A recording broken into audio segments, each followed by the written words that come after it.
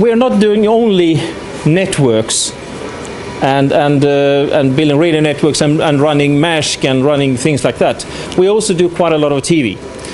Today we're running some 350 TV channels around the world. For one example is TV4 here in Sweden, where they basically only do the camera thing, and they run the show. Everything else has been done by Ericsson. We are responsible for bringing in this awful 9 minutes of commercials every 30 minutes. But of course TV4 decides that we need to do that, so we can't really deal with that. But this is only the beginning. The next generation. Ericsson sells the advertising. We have all the solutions for. You have an advertising sales team? Yeah. Okay. So we can do that as well. We don't do only base stations, but for the TV of the future. I mean, I remember when I was a kid, I had to go up from the sofa and I had to go to the TV and switch from channel 1 to channel 2. And in Sweden, we only had 2 channels when I was a kid. Today, my kids, their reality of TV is something else. And this is exactly the reason for example, we acquired Media Room, because we see this shift going from consuming TV in one way on a static line into something else. And for that, I'm going to introduce my colleague here to talk more about Media First, our solution around the TV and media. So, thank you. Good afternoon.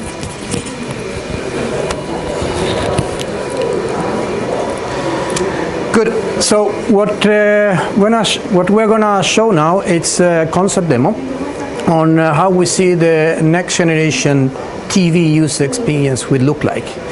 And this will be a combination of the paid TV content quality and content depth with all the personalization and interactivity that is coming from the OTT new players. So let's go directly into the demo, because we don't have too much time today. And what you will see here is first that remote control is my smartphone, and the system can recognize me with a smartphone.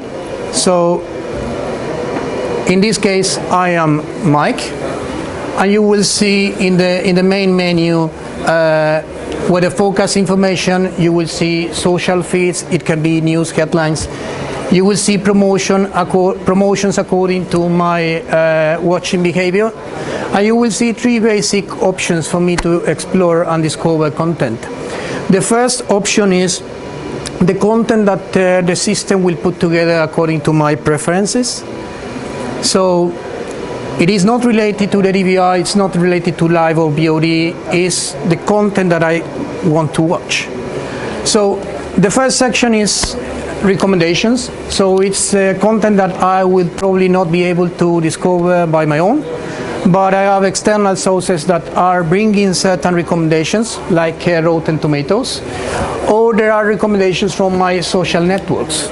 My connections, they like this content, and yeah, then I will give it a try. Then it's frequently watched content, and this is content according to my searching patterns, my user behavior that the system is putting together for me. So if it is Friday evening and I usually watch movies at a time, then the system will put a collection of movies that I like or similar to those I like. And then resume content that I started watching and then I want to continue probably. My favorites, content I pinned for them to be able to access afterwards. Recordings, content content on the DVR moving into the network, moving into the cloud, and rentals. And rental is not only operators' VOD stores. It's also content coming from different sources, from different OTT players, like Netflix or Hulu, for example. So who is here familiar with the term binge? Who is familiar with the term binge? Yeah. What is that? Binge? To binge. It's a lot of things. It's trying to get all content on something very specific, for example, one series, and consuming that content very quickly, all together, right? For example, Saturday afternoon and see many different episodes. So here we're watching Traveling Far East, and when this episodes comes to the end, I have the option to explore more content related to this, right? This is usually complex. This is usually me going into my PC, launching a different app, disconnecting this service coming from my operator and going to my OTT service, and trying to find all that content. But it shouldn't be that complicated.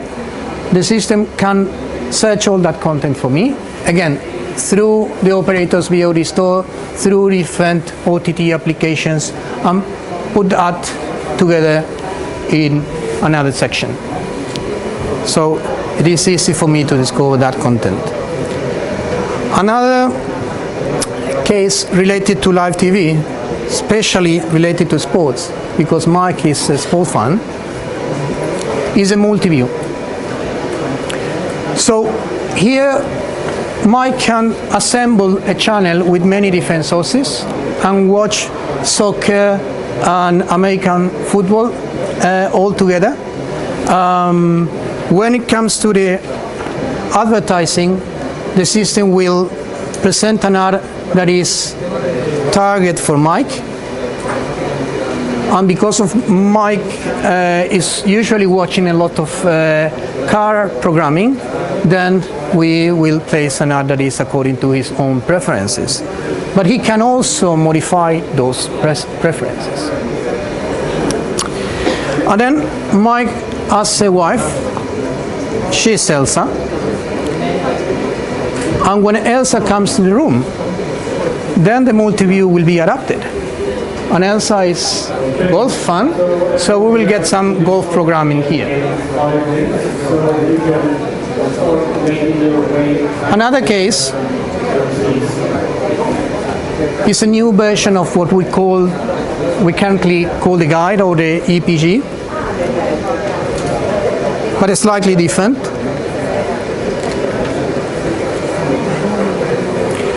So here you can see a collection of favorite channels on the combined view from Mike and Elsa. If Mike now leaves the room, then that will be adapted, and it's only Elsa's preferences. And his previous programs, the current program in picture, and the next one.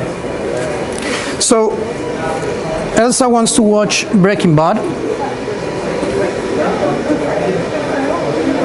and then she probably tries to find more content with her favorite actor, which is Bryan Cranston.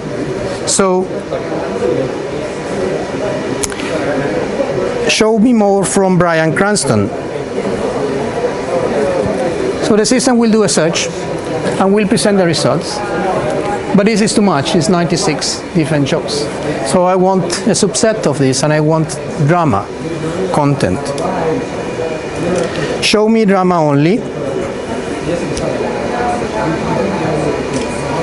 And then I get this selection, but I want to continue browsing in my tablet. Show results on tablet.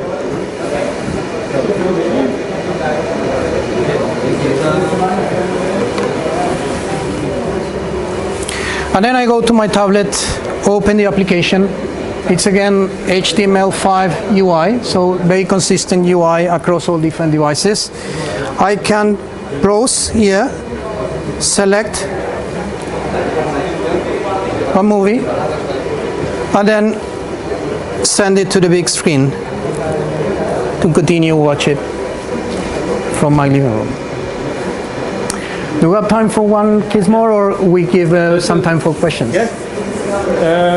So I mean, personalization becomes more and more important in your TV experience, and also the possibility to interact with using all the devices you already have. As I said, the TV experience of my daughter is so different from what I had when I was a kid. But just as a proof, before going into the questions, that we've been into the TV area for quite some time, and we are pretty good at it as well. We actually been awarded 4 Emmy Awards for our contribution of technology and knowledge into the TV area, and that's one that we were awarded for the adaptive using 69 aspect ratio on 4:3 screens. So presenting that in an intelligent way. That's that Emmy over there. What's that whole sort of solution range called? Sorry. What's the name of that solution? Media first. Media first. Media First. And how many? Is that with all those 250 TV operators that you mentioned earlier? This is a platform that is under development now. So How many TV No, operators? as I said in the beginning, this is the Prototype. yeah, I know. So it's not a commercial product. This is the way forward. So this would just be integrated in, it wouldn't be